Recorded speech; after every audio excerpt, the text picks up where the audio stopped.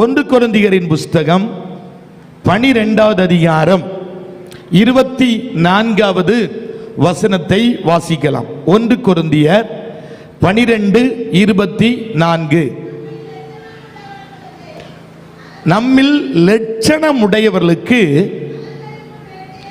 அலங்கரிப்பு வேண்டியது இல்லை.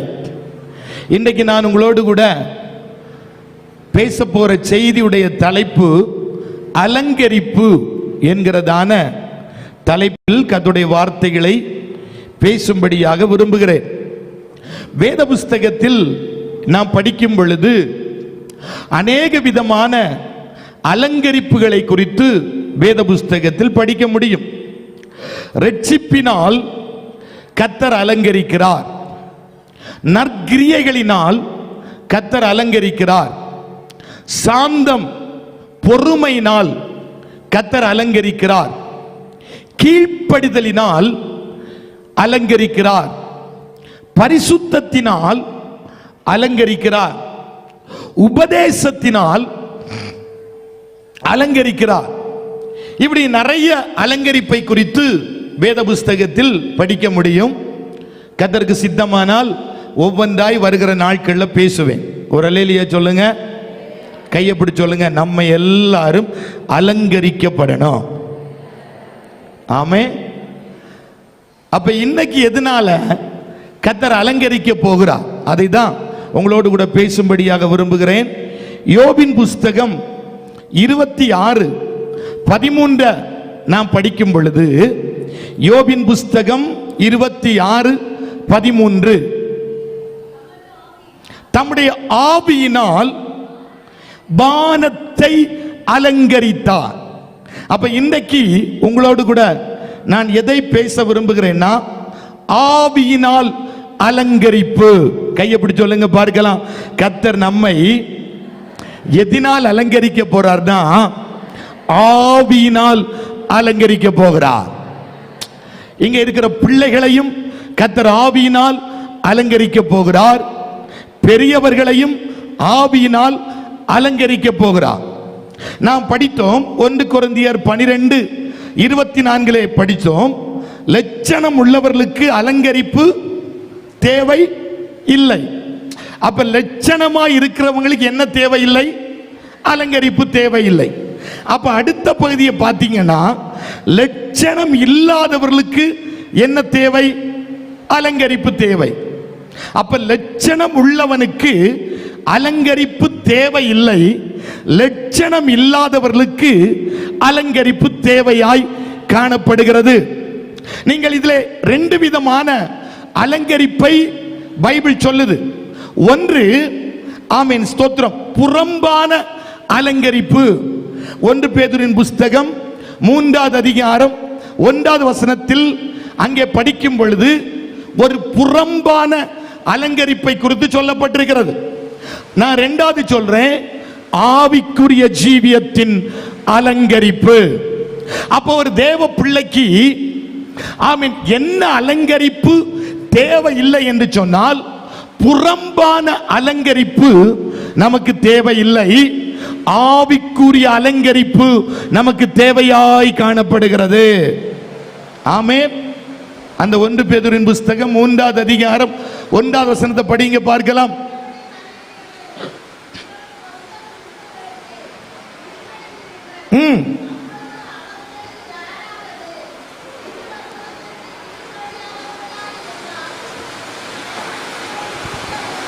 ஸ்தோத்திரம். அந்த வசனம் அல்ல, மயிரை பின்னி பொன் ஆபரணங்களை அணிந்து உயர்ந்த வஸ்திரங்களை உடுத்துக் கொள்ளுதல் ஆகிய உங்களுக்கு அலங்காரமாய் இராமல். அப்ப அங்க பேது நிருபக்காரர் சொல்றாரு, இது எப்படிப்பட்ட அலங்கரிப்பாம்? புறம்பான அலங்கரிப்பு. அப்ப நமக்கு புறம்பான அலங்கரிப்பு நமக்கு தேவை இல்லை. ஆமென் சொல்லுங்க பார்க்கலாம். சத்தமா தான் சொல்லுங்க. அப்ப புறம்பான அலங்கரிப்பு, பொட்டு வைக்கிறது, பூ வைக்கிறது, நகபாலிசு பூசுறது, கண்ணுக்கு மசி போடுறது, இப்படிப்பட்ட அலங்கரிப்பு தேவையில்லை அப்படின்னு பைபிள் சொல்லுது.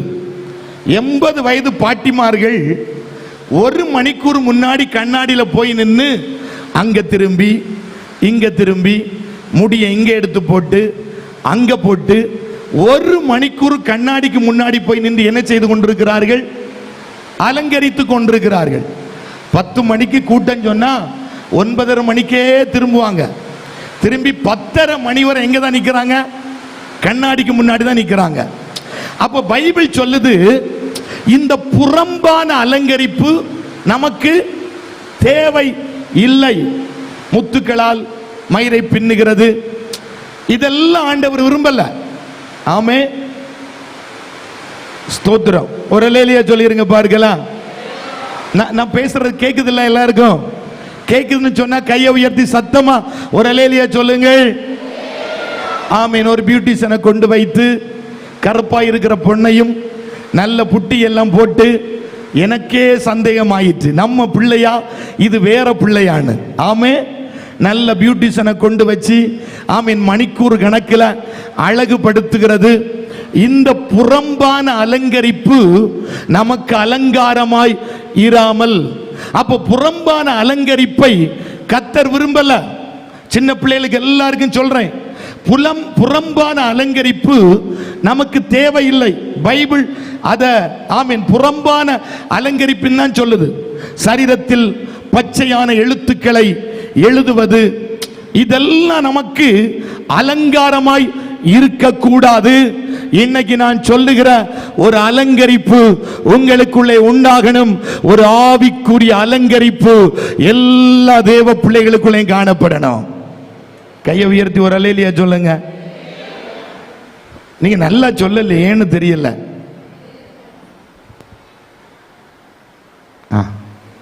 இப்ப கையை பிடிச்சு ஒருக்கா சொல்லுங்க பார்க்கலாம். புறம்பான அலங்கரிப்பு நமக்கு வேண்டாம், ஒரு ஆவிக்குரிய அலங்கரிப்பு நமக்கு தேவை. ஆமே, அதுதான் கொஞ்சம் இன்னைக்கு காண்பிக்கும்படியாக விரும்புகிறேன். அப்ப கர்த்தர் எதனால் நம்மை அலங்கரிக்கிறார்னா, ஆவியினால் நம்மை கர்த்தர் அலங்கரிக்கிறார்.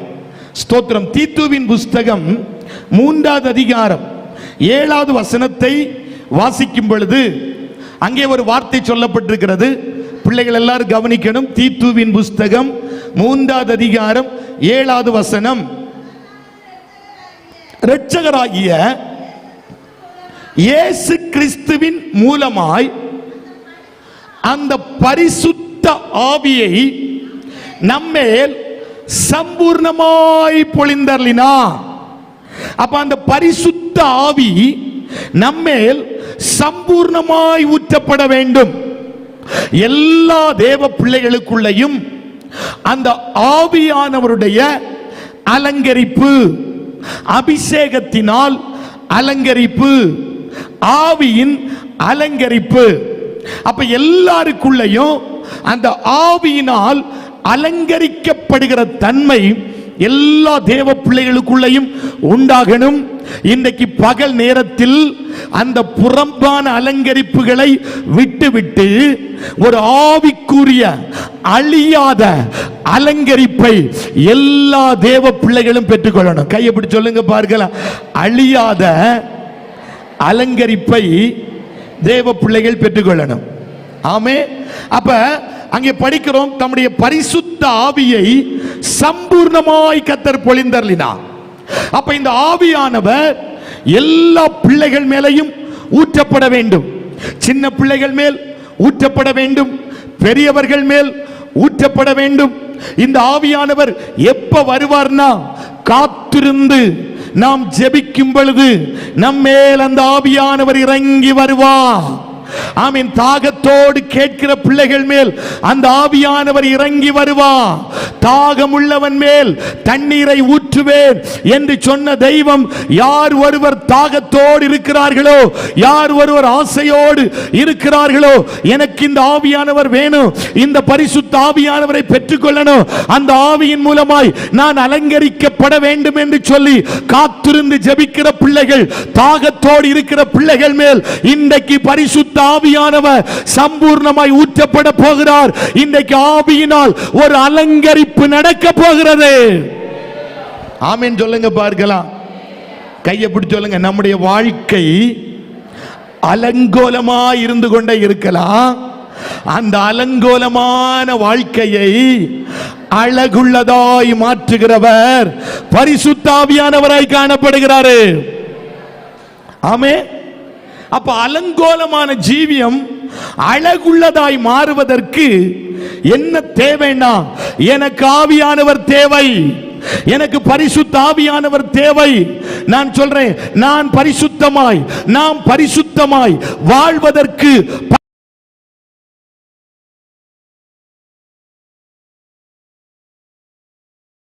பரிசுத்த பார்வை எல்லாம் பரிசுத்தமாய் இருக்க வேண்டுமானால் ஆவியானவர் எனக்குள்ள வர வர வர வர என்னை ஆவியானவர் பரிசுத்தமாய் மாற்றிக்கொண்டே இருப்பார். அப்படியானால் இந்த பிள்ளைகளுக்கு சொல்றேன், நீங்க கல்லூரியில படிக்கிற இடத்துல, ஸ்கூல்ல படிக்கிற இடத்துல, போகிற வருகிற இடங்கள்ல பரிசுத்தமாய் வாழணும்னா, பரிசுத்தமாய் நடக்க வேண்டுமானால், பரிசுத்த கிரியைகள் உங்களுக்குள்ளே காணப்பட வேண்டுமானால் என்ன தேவைன்னா, பரிசுத்த ஆவியானவர் தேவையாய் காணப்படுகிறார். இன்றைக்கு பரிசுத்த ஆவியானவர் உங்களை நிரப்ப போகிறார். நீங்கள் பரிசுத்தமாய் வாழும்படியாய் அந்த ஆவியானவர் இன்றைக்கு உங்களுக்குள் இறங்கி வரப்போகிறார்.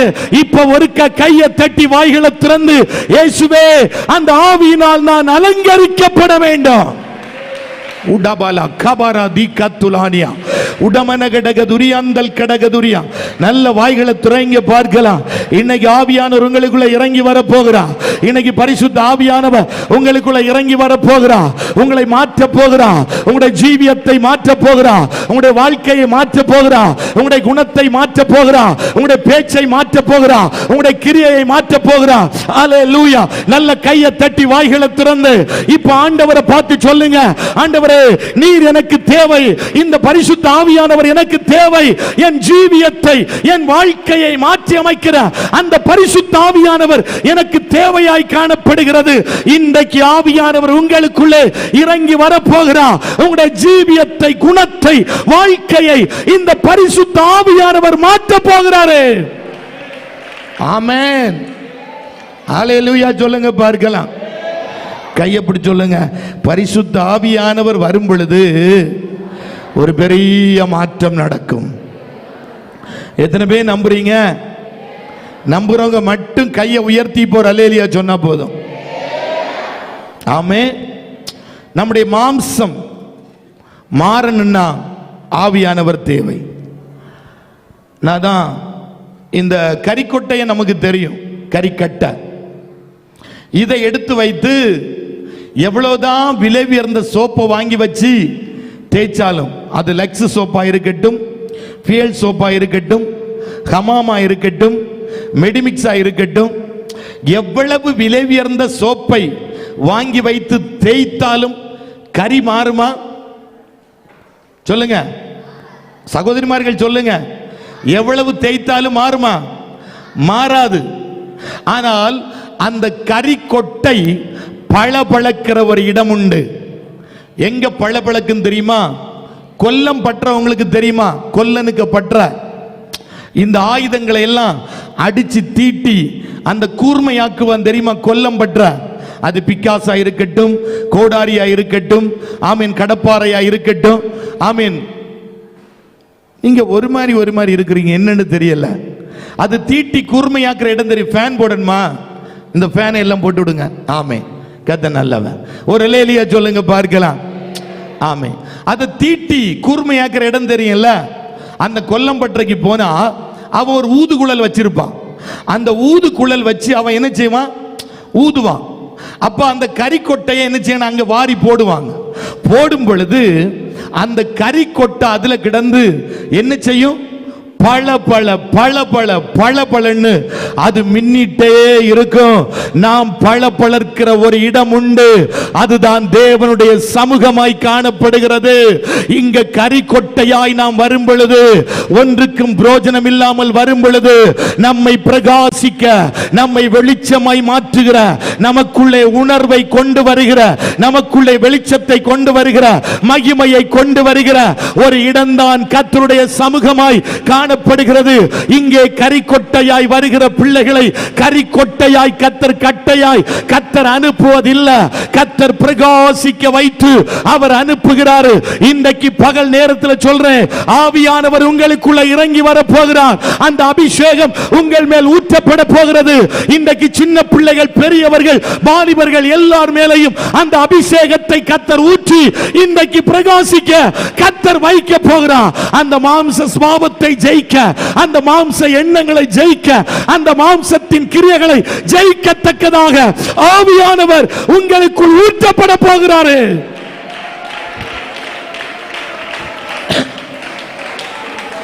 ஆமென் சொல்லுங்க பார்க்கலாம்.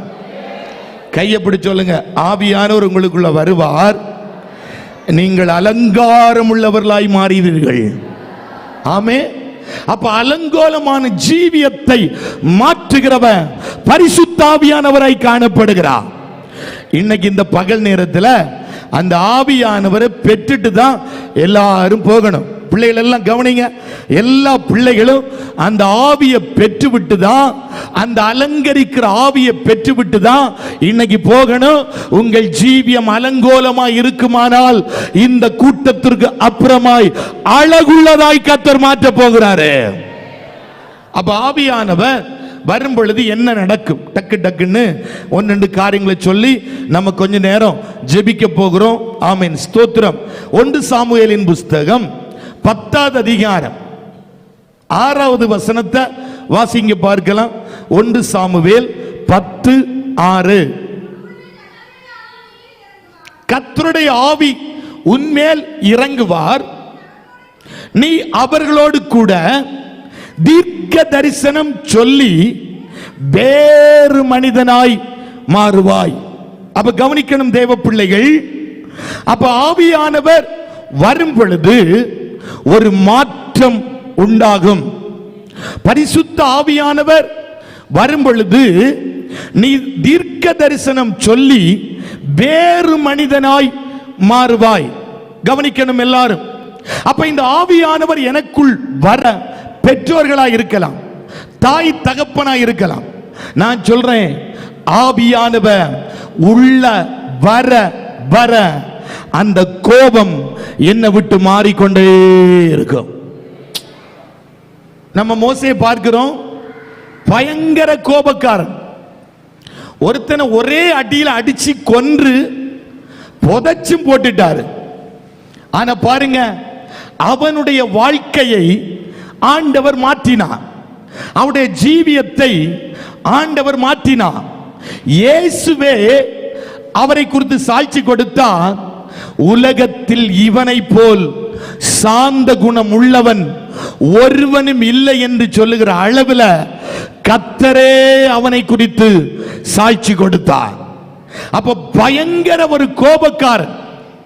அந்த கோபக்காரனை ஆண்டவர் மாற்றினது உண்மை என்று சொன்னால், நான் சொல்றேன், தாழ்மையா சொல்றேன், ஆவியானவர் எனக்குள் வர வர வர என் கோபத்தை ஆண்டவர் மாற்றிக்கொண்டே இருப்பார்.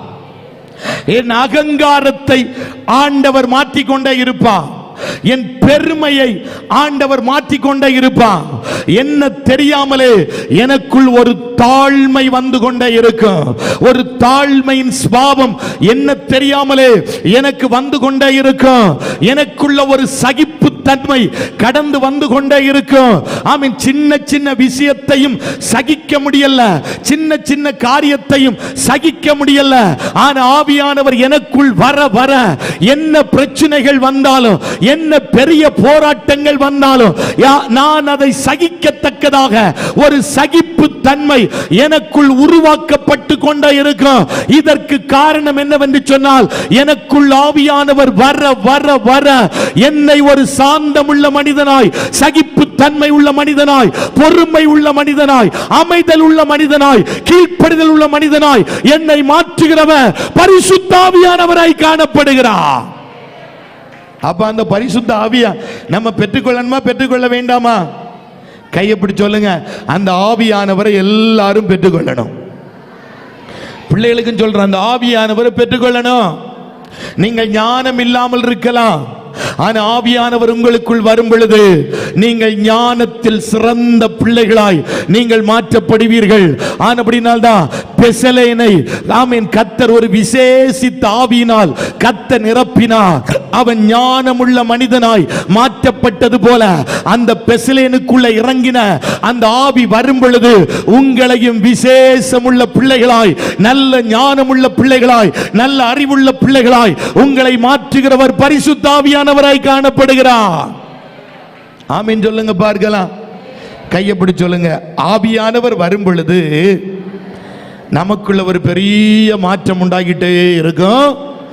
அதை கர்த்தர் இன்னைக்கு செய்ய போகிறாரு. ஆமென். நம்புறீங்களா? நீங்க பிள்ளைகள் நம்புறீங்களா? பிள்ளைகள் விசுவாசிக்கிறீங்களா? என்ன ஆண்டவர் மாற்ற போறார்? கையை பிடிச்சு சொல்லுங்க. நம்மள ஆண்டவர் மாற்ற போறார். பிள்ளைகள் சொல்லுங்க, நம்மள ஆண்டவர் மாற்ற போகிறாரு. ஆமென். அப்ப ஆவியானவர் வரும் பொழுது மாற்றம் நடக்கும். ஒரு மனிதனுக்குள் நடந்த மாற்றத்தை குறித்து நான் காண்பிக்கும்படியாக விரும்புகிறேன். ஆமென். அப்போஸ்தலர் 4வது அதிகாரம் 8வது வசனத்திலையும், அப்போஸ்தலர் 10வது அதிகாரம் 44 படிக்கும் பொழுது பேதுரு என்கிறதான தேவ மனிதனை குறித்து சொல்லப்பட்டிருக்கிறது. அவன் அபிஷேகம் பெறுவதற்கு முன்பதாக அவன் எப்படி இருந்தான், இந்த ஆவியானவர் அவனுக்குள் வந்த பொழுது அவன் எப்படி மாற்றப்பட்டான் என்று வேத புஸ்தகத்தில் நாம் படிக்கிறோம். கவனிக்கணும் தேவ பிள்ளைகள், இந்த ஆவியானவர் அவன் பேதுருவுக்குள் வருவதற்கு முன்பதாக அவன் எப்படிப்பட்ட மனிதனாய் காணப்பட்டார்னா, ஒரு கோழை மனிதனாய் அவன் காணப்பட்டான். ஆமென், ஸ்தோத்திரம். இந்த பேதுருவை குறித்து நாம் படிக்கும் பொழுது அவர் படிப்பறிவு இல்லாத நபராய் இந்த பேதுரு காணப்படுகிறார். அவர் விழுந்து விழுந்து எழும்புகிற மனிதன் பேதுருவாய் காணப்பட்டார். அவரை பார்த்தீங்கன்னா எங்க போனாலுமே தூங்குகிற ஆளு. அவருக்குள்ள இருந்த விசேஷித்த தன்மையே தூக்கம்தான். ஆமே, ஜெபத்துல போனாரு, அங்கேயும் தூங்கினாரு. ஆமென். ஜெபிக்கிற இடத்திற்கு போனாரு, அங்கேயும் தூங்கினாரு. சிறைச்சாலைக்குள்ள போனாரு, அங்கேயும் தூங்கினாரு. நாளைக்கு பேதுருவுக்கு தலையை எடுக்க போறாங்க. அவருக்கு அதை பற்றி ஒரு கவலையும் இல்லை, பயங்கர தூக்கம். ஆமென். சபையார் ஊக்கமா ஜெபம் பண்றாங்க, ஆண்டவரே எங்க ஊழியக்காரரை வெளியே கொண்டு வாரு, எங்க ஊழியக்காரரை வெளியே கொண்டு வாரு. சபை பயங்கரமா ஜெபம் பண்ணுது, இவர் உள்ள கிடந்து பயங்கர தூக்கம். ஆமென். இப்ப தூதனை காற்றாய் மாற்றி கர்த்தர் உள்ள விடுறாரு. இப்ப பேதுரு நல்லா தூங்கிட்டு இருக்கிறாரு. தட்டி எழுப்புகிறாரு தூதன், தட்டி எழுப்பி விடுகிறாரு. நடையிலையும் தூக்கம். ஆமென். கவனிப்போம். அப்ப எல்லா இடத்திற்கும் போனால் ஆமென் தூங்குகிற ஒரு தன்மை நிறைந்தவர் பேதுருவாய் காணப்பட்டார். ஆமென், ஸ்தோத்திரம். வேலைக்காரிக்கு முன்னாடி இயேசுவை மறுதலித்து சத்தியம் பண்ணினவர் பேதுருவாய் காணப்படுகிறார். பின்வாங்கி போன மனிதன், தோல்வி நிறைந்த மனிதன், முயலை போல விரைத்து விரைத்து கொண்டிருந்ததான மனிதன். நீங்க பைபிள படிச்சீங்கன்னா இரவு முழுவதும் பிரயாசப்பட்டாரு. ஒரு மீனை கூட யாரால பிடிக்க முடியலன்னா பேதுருவால பிடிக்க முடியல.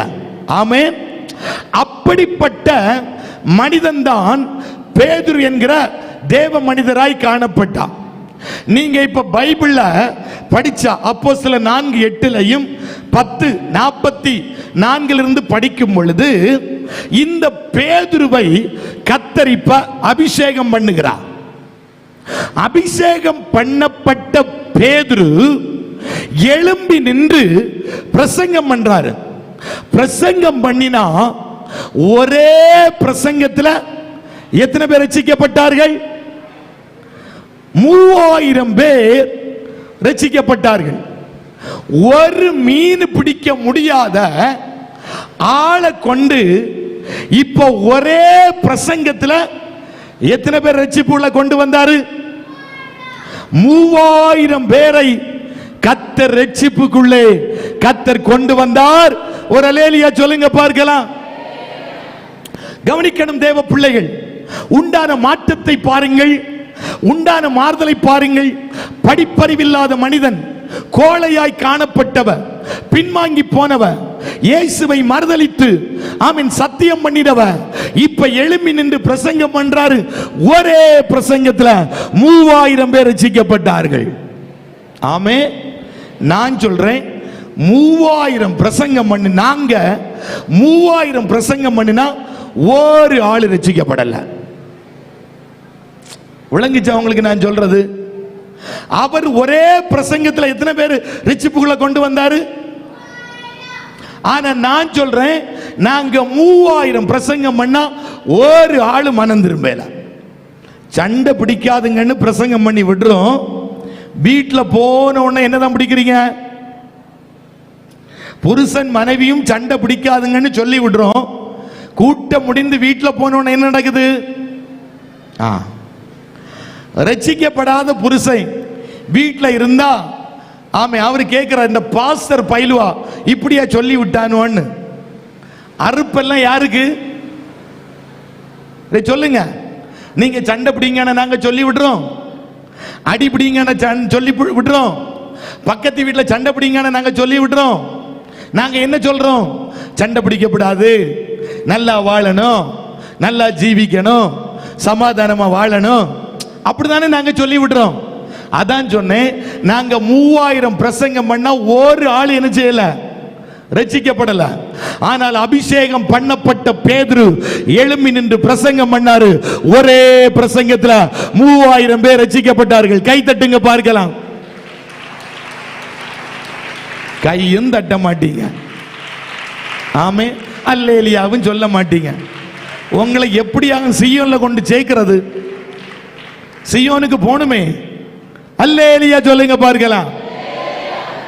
அப்ப இந்த பேதுருவை இப்ப ஆண்டவர் பயன்படுத்த ஆரம்பிக்கிறார். ஒரு பிரசங்கத்தில் 3000. ஆமே. அடுத்தது எத்தனை பேர் ரட்சிக்கப்பட்டார்கள்? 5000. அடுத்தது திரளான மக்கள் என்ன செய்யப்பட்டார்கள்? சபையில் அனுதின சபையில் என்ன செய்தார்களா? சேர்க்கப்பட்டு கொண்டே இருந்தார்கள்.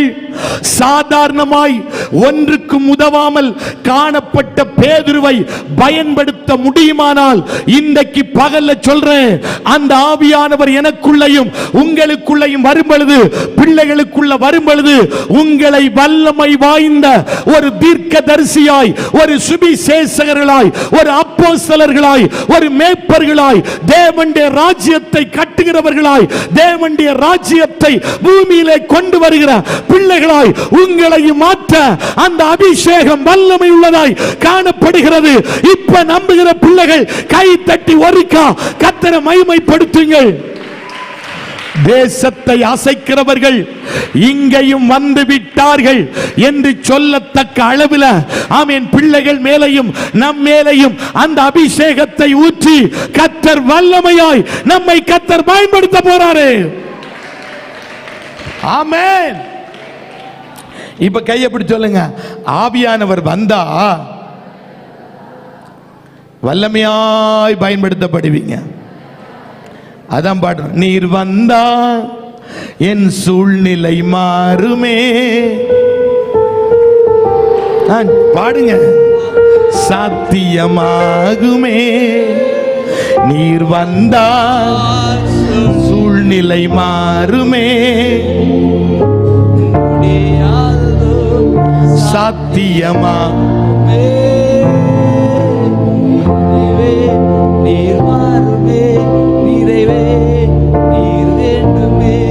அப்ப நீர் வந்தா சூழ்நிலை என்ன செஞ்சிடும்? மாறிடும். அப்ப அநேக பிள்ளைகளை கர்த்தர் மாற்ற. எல்லா பிள்ளைகளும் என்ன கவனிக்கணும்? எல்லாரும் என்ன கவனிக்கணும்? வந்தா என்ன செஞ்சிடும்? வாழ்க்கை மாறும், ஜீவியம் மாறும். எல்லா பிள்ளைகளும் அந்த ஆவியானவரை வாஞ்சிக்கணும். அந்த ஆவியானவர் விரும்பணும், இன்னைக்கு பெற்றுக்கொண்டுதான் போகணும். ஒரு அல்லேலூயா சொல்லிருக்க பார்க்கலாம். சில பிள்ளைகளை கர்த்தர் வல்லமையாய் இந்த இடத்துல கர்த்தர் எழுப்ப போகிறார். ஆமென். தேவனுடைய நாமத்திற்காய் நம்முடைய பிள்ளைகளை கர்த்தர் எழுப்பி கர்த்தர் பயன்படுத்த போகிறார்.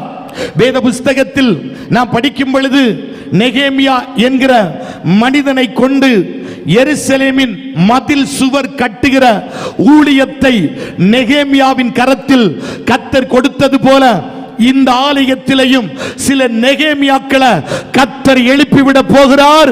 ஆமென், ஸ்தோத்திரம். நீங்கள் விசுவாசம் இருந்தால் நான் சொல்லும் பொழுது கை தட்டி கர்த்தருடைய நாமத்தை மகிமைப்படுத்துங்கள். ஆமென். சில நெகேமியாக்களை, உங்கள் பிள்ளைகளை நெகேமியாக்களாய் கர்த்தர் எழுப்ப போகிறார். எருசலேமின் சுவர் கட்டுகிற ஊழியத்தை நெகேமியாவின் கரத்தில் கர்த்தர் கொடுத்தது போல சில நெகேமியாக்களை கர்த்தர் ஆலயத்தில் கர்த்தர் எழுப்ப போகிறார். சொர்பாபேலுக்கு தேவனுடைய ஆலயத்தை கட்டுகிற ஊழியத்தை கர்த்தர் கொடுத்திருந்தது போல சில செருபாபேல்களை கர்த்தர் எழுப்ப போகிறார். கர்த்தருடைய ஊழியத்தை செய்கிற பிள்ளைகள், ஊழியத்தை கட்டுகிற பிள்ளைகளாய் கர்த்தர் இந்த இடத்திலிருந்து கர்த்தர் சிலரை எழுப்பிவிட போகிறார்.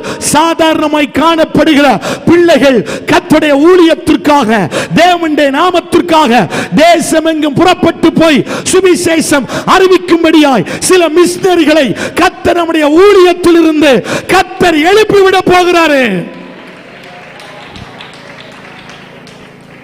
சில சாமுவேலை கர்த்தர் எழுப்ப போகிறார். தேவ சத்தம் ஒரு பெரிய ஊழியக்காரனால கேட்க முடியல. சின்ன சாமுவேல் தேவ சத்தம் கேட்டார். ஆலயத்தில் பணிவிடை செய்த சாமுவேல், கர்த்தருக்காய் பணிவிடை செய்த சாமுவேல், அதே போல சில பணிவிடை செய்கிற பிள்ளைகளை கர்த்தர் எழுப்ப போகிறார். தேவனுடைய நாமத்திற்காக பணிவிடை செய்கிற சில பிள்ளைகளை கர்த்தர் ஊழியத்தில் எழுப்பி தர கர்த்தர் போகிறார். அநேக ஆமென் தீர்க்கதரிசிகளை கர்த்தர் எழுப்ப போகிறார். ஏசாயா, எசேக்கியா, எரேமியா இவர்கள் எல்லாம் ஒரு தீர்க்கதரிசிகளாய் காணப்பட்டார்கள். அதே போல சில பிள்ளைகளை நல்ல தீர்க்கதரிசிகளாய் கர்த்தர் மாற்ற போகிறாரு. சில எஸ்தர்களை கர்த்தர் எழுப்ப போகிறார். தேசத்திற்காய் திறப்பிலே நின்று அழிந்து போகிற ஆத்துமாக்களுக்காய் திறப்பிலே நின்று ஜெபிக்கிற சில எஸ்தர்களை கர்த்தர் எழுப்பி தர போகிறார். ஆமென். சீசர்களுக்கு ஒரு ஊழியத்தை கர்த்தர் கொடுத்தார். பிசாசை துரத்துகிற ஊழியத்தை சீசருடைய கரத்தில் கர்த்தர் கொடுத்திருந்தார். அதே போல சில சீசர்களை பிசாசை துரத்துகிற அந்த கிருபை பெற்ற பிள்ளைகளாய், வரம் பெற்ற பிள்ளைகளாய் நம்முடைய பிள்ளைகளை கர்த்தர் சிலரை கர்த்தர் எழுப்பி தர போகிறார். இன்றைக்கு அது நடக்க போகிறது. ஆவியானவர் சில பிள்ளைகள் மேல் பலமாய் இறங்கி வர போகிறார். அந்த ஆவியினால் இன்றைக்கு ஒரு அலங்கரிப்பு நடக்க போகிறது. சில பிள்ளைகளை ஆவியினால் அலங்கரித்து கர்த்தர் அனுப்ப போறாரு. கதறி ஜெபிக்கிற, இரவு நேரத்தில் எழும்பி இருந்து ஜெபிக்கிற சில ஜெப வீரர்களை, சில ஜாமக்காரர்களை, உத்தரவாதம் பண்ணி ஜெபிக்கிற சில பிள்ளைகளை கர்த்தர் இந்த இடத்தில் எழுப்ப போகிறார். தேசத்தின் அருவருப்புகளுக்காக, அழிந்து போகிற ஜனத்திற்காக திறப்பில நின்று மன்றாடி போராடுகிற சில போராட்ட வீரர்களை, யுத்த ஜெபம் பண்ணுகிற ஆமென் சில பிள்ளைகளை, சில யுத்த குதிரைகளை கர்த்தர் எழுப்பி தர போகிறார். ஆமென். சில சபுலன்களை, சில நப்தலிகளை கர்த்தர் எழுப்ப போறாரு. விசுவாசிக்கிற பிள்ளைகள் கைகளை தட்டி ஒரு நிமிடம் கர்த்தரை மகிமைப்படுத்துங்க பார்க்கலாம். சில பிள்ளைகள் கர்த்தருக்காய் எழும்ப போகிறார்கள்.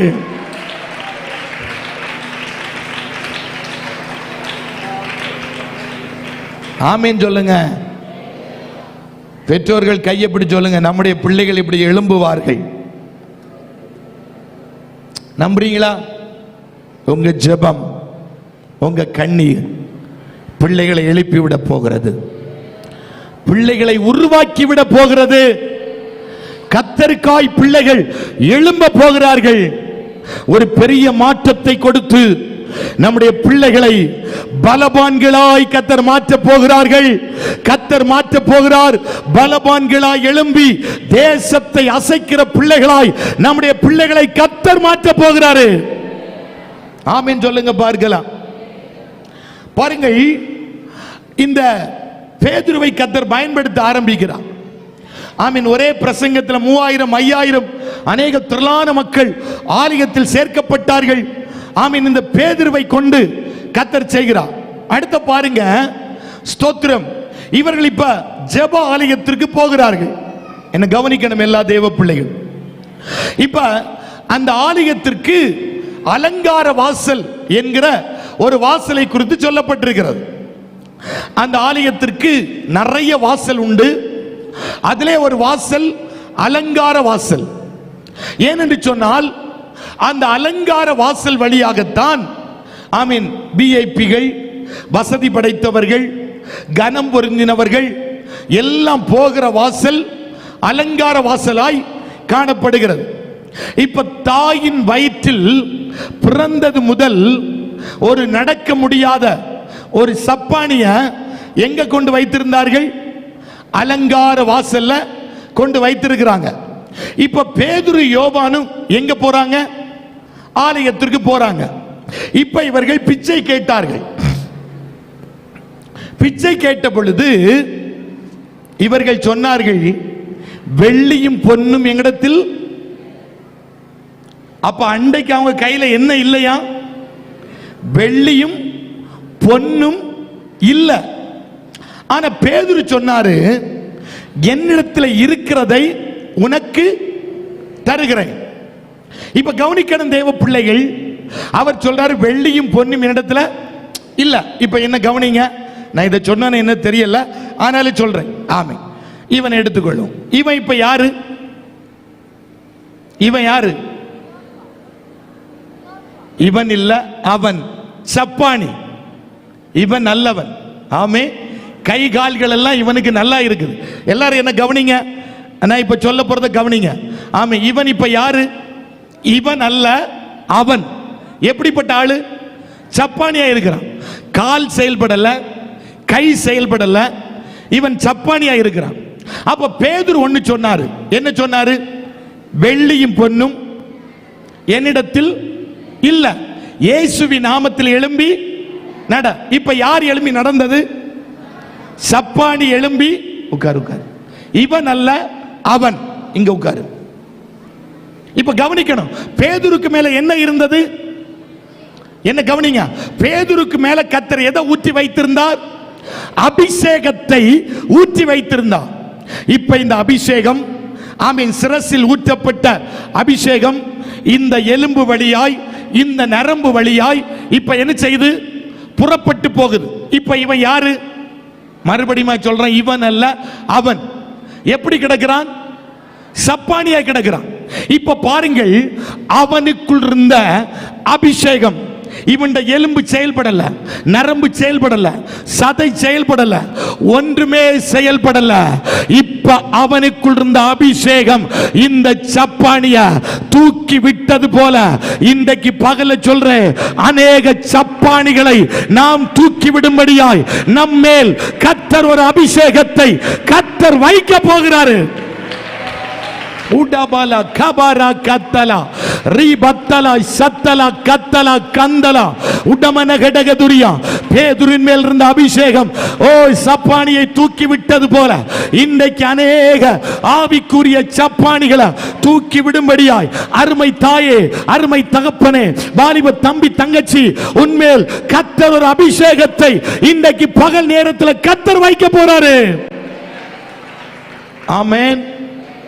இப்ப கவனிக்கணும், இயேசு செய்யாதத பேதுரு செய்தார். இயேசு செய்யாதத பேதுரு செய்தார். சொல்லுங்க பார்க்கலாம், சத்தமா சொல்லுங்க. இயேசுவின் நிழல் பட்டு சுகமானதை குறித்து வேத புஸ்தகத்தில் சொல்லப்படல. பேதுருவின் நிழல் பட்டவர்கள் சுகமாக்கப்பட்டார்கள். அப்ப தேவ பிள்ளைகளே, அற்பமாய் காணப்பட்ட அந்த பேதுருவின் நிழல்பட்டவர்கள் சுகமாக்கப்பட்டது போல நம்மை கொண்டும் கர்த்தர் அற்புதத்தை செய்ய போகிறாரு. நம்மை கொண்டும் கர்த்தர் சில கிரியைகளை கர்த்தர் வெளிப்படுத்த போறாரு. பேதுரு நிழல்பட்டு சுகமானது போல நாம் ஒரு மனிதனுக்காய் ஜெபிக்கும் பொழுது அற்புதங்கள் நடக்க போகுது, பேய்கள் ஓட போகுது. கர்த்தர் பலத்த காரியத்தை கர்த்தர் செய்ய போறாரு. அது நடக்கும். எத்தனை பேர் நம்புறீங்க? நம்புற பிள்ளைகள் இருப்பீர்களானால் கரமையத்தி நல்ல ஒரு அல்லேலூயா சொல்லிருங்க பார்க்கலாம்.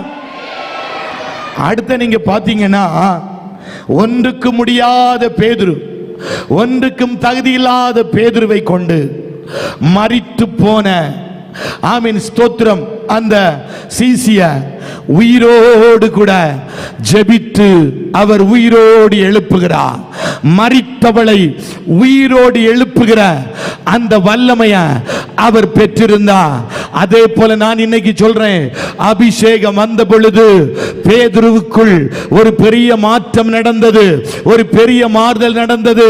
அவரை கொண்டு பலத்த காரியங்களை கர்த்தர் செய்தது போல இன்னைக்கு இங்க இருக்கிற பிள்ளைகள் மேல், நம்மேல் அந்த ஆவியின் அபிஷேகத்தை ஊற்றி அலங்கோலமாய் காணப்படுகிற வாழ்க்கையை அழகுள்ளதாய் மாற்றி, ஆமீன் ஸ்தோத்திரம், நம்மை கொண்டு பலத்த காரியத்தை செய்யும்படியாய், ஒரு பெரிய மாற்றத்தை தரும்படியாய் ஒரு அபிஷேகத்தின் வல்லமையா இன்னைக்கு நம்ம அத்தனை பேர் மேலையும் கர்த்தர் ஊற்ற போகிறாரு.